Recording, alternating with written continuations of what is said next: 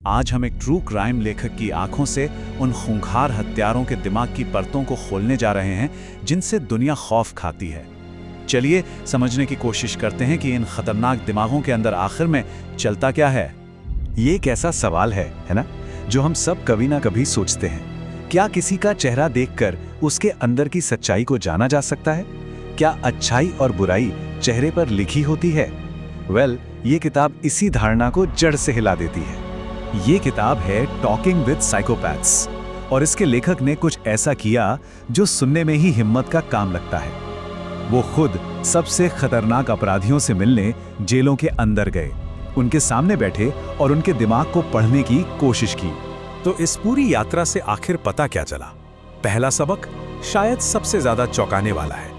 ये एक ऐसा सच है जो सच में अंदर तक हिला देता है कि बुराई का कोई खास चेहरा नहीं होता।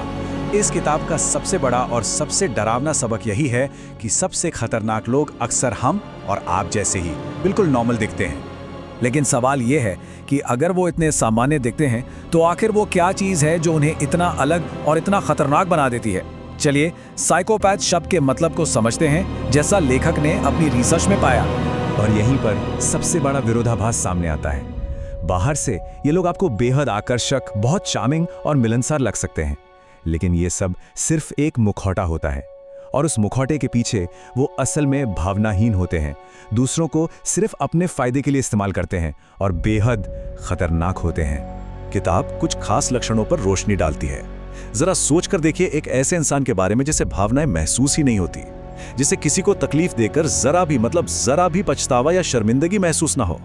ये लोग दूसरों को कंट्रोल करने में माहिर होते हैं और उन्हें इस बात से कोई फर्क नहीं पड़ता कि उनके किए गए कामों से किसी को कितना दर्द पहुंच रहा है। तो सबसे जरूरी सवाल ये है कि जब इन लोगों से उनके किए गए कामों के बारे में पूछा जाता है तो होता क्या है, उनकी प्रतिक्रिया कैसी होती है।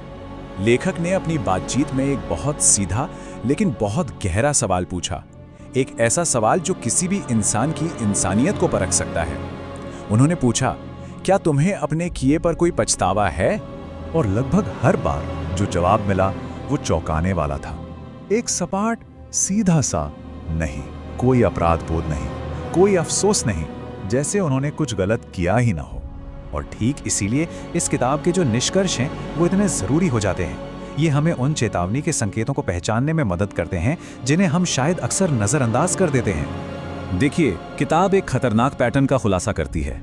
ये अक्सर बहुत ज्यादा आकर्षण और मीठे व्यवहार से शुरू होता है जो किसी को भी अपनी तरफ खींच सकता है। फिर झूठ का एक ऐसा जाल बुना जाता है, एक ऐसी झूठी दुनिया बना दी जाती है जिस पर यकीन करना आसान हो जाता है और आखिर में बिना किसी पछतावे के लोगों को अपने फायदे के लिए इस्तेमाल कर लिया जाता है।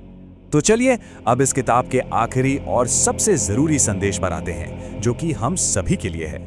लेखक का मकसद डराना नहीं है, बल्कि सावधान करना है, जागरूक करना है, डरने के बजाय समझने पर जोर देना है।